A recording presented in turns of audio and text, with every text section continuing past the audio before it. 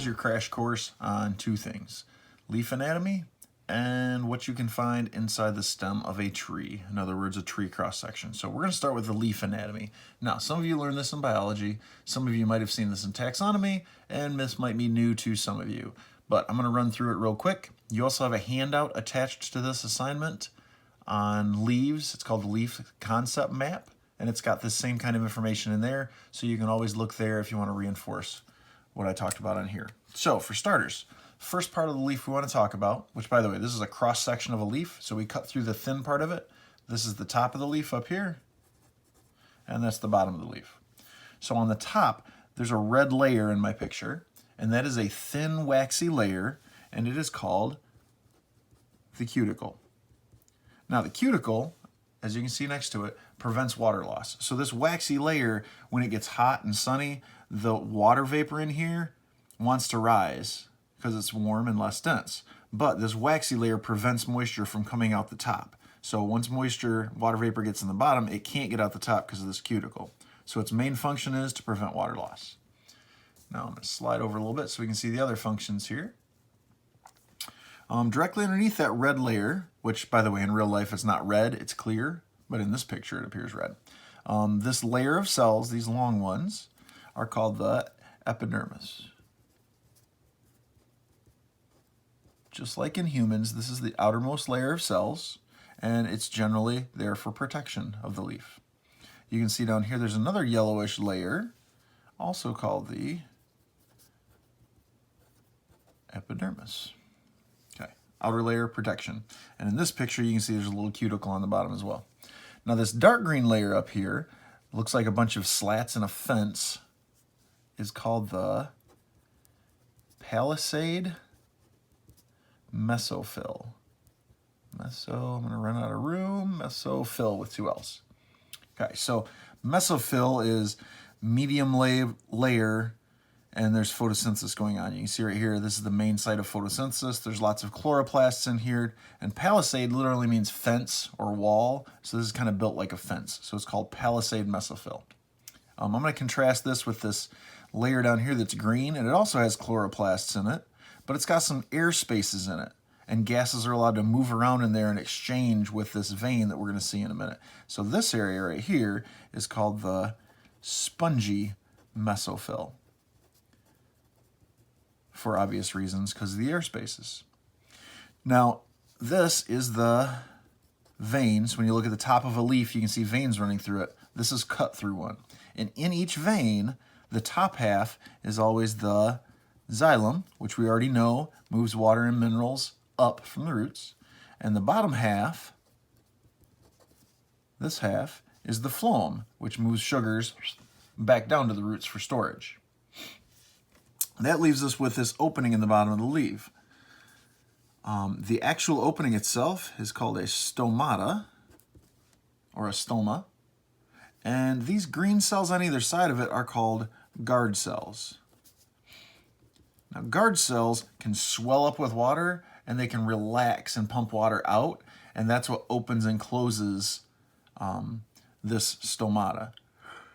So when the water pumps in, it makes them expand and open that opening, and when the water pumps out, they kind of deflate and it closes again. It's kind of like blowing up an inner tube, and then when the water leaves, it flattens back down.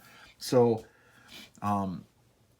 during certain times of day, when it gets too hot or too cold, it allows the leaf to be able to open and close that so the gases stay in when they want them and they leave when they want them, so they can get in fresh gases and get rid of waste gases at any time.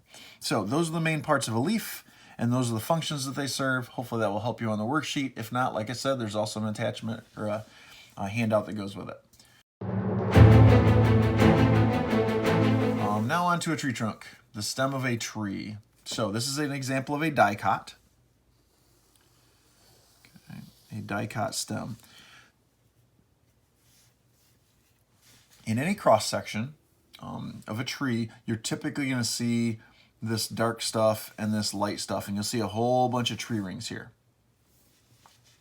This whole section, the dark and the light, is all xylem, which means it's all cells designed to take water and minerals from the roots all the way up to the tops of the stems, to the leaves, etc. Now, the dark stuff in the middle is called the heartwood. The heartwood is xylem cells that are not dead, but they are not really functional anymore. They don't function to draw water up. Instead, they're more of a storage place, and it also serves to provide structure and strength for that tree to help keep it upright. Now, the lighter color is sapwood. The sapwood is the part that's functional. It's the part taking the water and minerals up, and in the spring it takes sugary water up from the roots to promote growth in the buds, and that sugary water is called sap, which is why this is called sapwood. So if you were trying to get maple syrup, you would tap into a maple tree into the sapwood. So you'd tap into the xylem cells that are actively pulling up fluids from the roots and bringing up sugar. Jumping back over here, I want you to notice this green line right here. This green line separates what looks like the bark from the sapwood. And really what it is, it's called a layer of vascular cambium. Anytime you see the word cambium and you're talking about plants, it means it's a site of cell division. It means it's making new cells. Now, what kind of cells is it making, you might ask? Vascular cells. What are the vascular cells? Xylem and phloem. So if you see my little picture here, I've got my green line. That's the vascular cambium layer. It makes xylem cells this direction, and it makes phloem cells that direction. So what you have, and you can't really see it in this picture, is a thin layer of phloem cells right here on the outside of that vascular layer, or the vascular cambium layer, I'm sorry. So you've got xylem from here all the way to the middle. You've got a thin layer of phloem. Then what's on the other side of the phloem? Let's jump right down here. That black line I just drew is a layer of cork cambium. Now again, cambium means making new cells. What kind of cells? Cork cells. So the bark, that we call it bark, is actually called cork, and it's made by the cork cambium layer. So if you look at it this way, from the middle outward, it's all xylem, then it's a layer of vascular cambium, which makes xylem and phloem cells. I have a thin layer of phloem, then I have a layer of cork cambium. Outside of that, I've got a layer of cork, which makes up my bark and protects the tree. So again, in terms of function, you've got heartwood xylem that's there for structure and support and stores things. Sapwood actively draws up water and minerals. That's the active xylem. Vascular cambium produces xylem and phloem cells. Phloem takes sugars down for storage in the trunk and in the roots.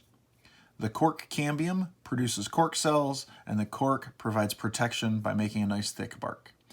The only other thing I want to mention, I'm going to get a brand new sheet of paper for this one, is tree rings.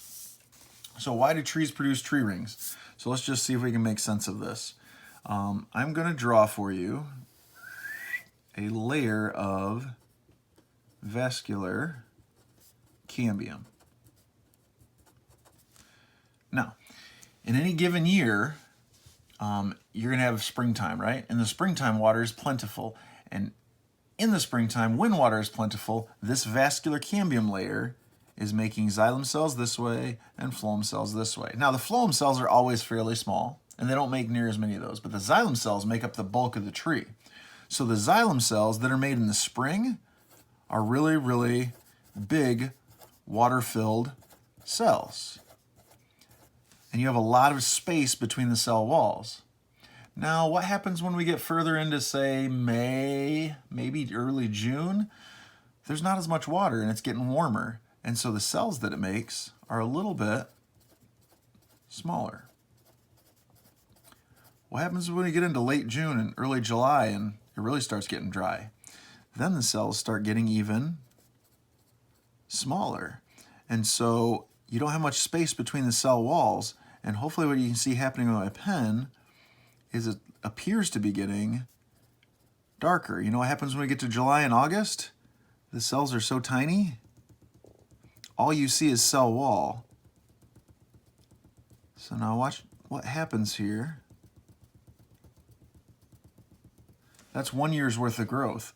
Watch what happens if I do another year's worth of growth for you. I'll try and do it a little bit faster.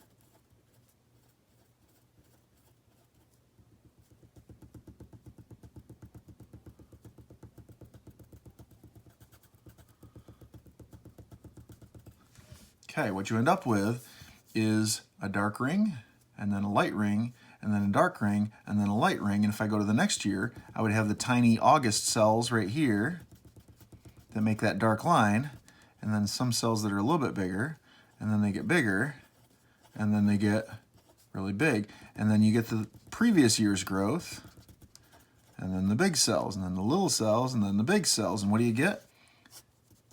You get tree rings that you can count, 1, 2, 3, 4 full years. So when you're looking at tree rings, the light and the dark together makes up one growth year. The light and the dark together makes up a second growth year. That's a year, that's a year. So that is why trees produce growth rings.